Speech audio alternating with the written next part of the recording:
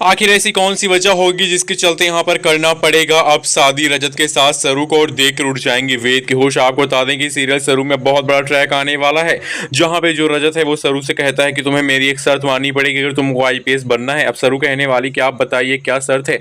मैं आईपीएस बनने के लिए अपनी एक एक चीज़ों को न्यौछावर करने के लिए तैयार हूँ। रजत कहेगा तुम्हें मुझसे वादा करना पड़ेगा कि मैं जो कहूँगा तुम वो करोगी। सरू बिना सोचे समझे वादा कर लेती है। तभी रजत कहता है कि तुमको तुम्हारी पढ़ाई से वेद को दूर करने के लिए, ताकि तुम इस परीक्षा में पास हो जाओ, मुझे तुमको वेद से दूर करना पड़ेगा। सरू कहती है कि वो मुझसे वैसे भी दूर है, मैं उनके करीब नहीं जाती हूँ।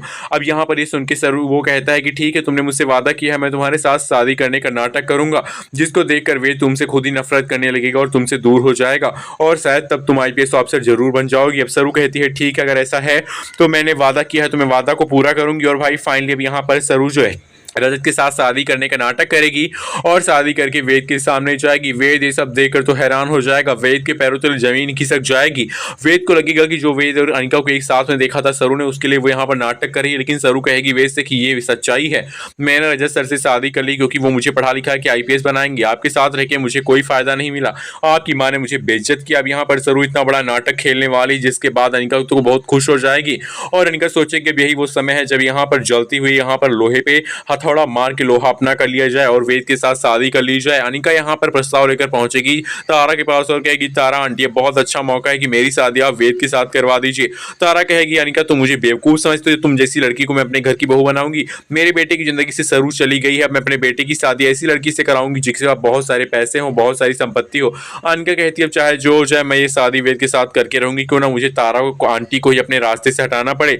वेल अब कहानी में वो ट्रैक आया है जिसका यहाँ पर सबको बेसब्री से इंतजार था। सरू और वेद के बीच में गलतफहमियां पैदा होंगी, लेकिन सरू जैसे ही आईपीएस बनेगी वो सारी की सारी सच्चाई बता देगी एक तरफ यहाँ पर वेद को। लेकिन क्या जब तक वो वेद को सच्चाई बताएगी रजत को उससे प्यार न हो जाए। सरू फाइनली बन गई आईएएस ऑफिसर और यहाँ पर रजत की पढ़ाई करवाने के बाद सरू बनने वाली आईएएस ऑफिसर और ये देखकर उड़ने वाले हैं तारा के होश, क्योंकि भाई अगर सरू आईएएस ऑफिसर बन जाएगी तो तारा को बनाना पड़ेगा सरू को अपनी घर की बहू, और तारा ये देखकर उसके होश उड़ जाते हैं। वेल आपको बता दें कि सीरियल सरू में धमाकेदार ट्विस्ट आ गया है, जहां पे रजत सरू को पढ़ाई करने के लिए यहाँ पर मान जाता है और उसको यहाँ पर काफी सारी ट्रेनिंग देता है, उसको पढ़ाई करवाता है, उसकी एकाग्रता को बढ़ाता है और कहीं ना कहीं सरू यहाँ पर पढ़ाई में तो अच्छी है ही, तो यहाँ पर वो पढ़कर अच्छे नंबर से पास होकर यूपीएससी में टॉप करेगी और यूपीएससी टॉप करते ही उसको यहाँ पर आईपीएस बन जाएगी अच्छी रैंक के साथ। और आईपीएस बनने के बाद यहाँ पर वो जो है अपने ऑफिस में जाएगी, पहला दिन होगा और पहली शर्त के अनुसार वो यहाँ पर फिर से पहुंचेगी तारा के पास और कहेगी कि मैं आईएएस बन गई हूँ।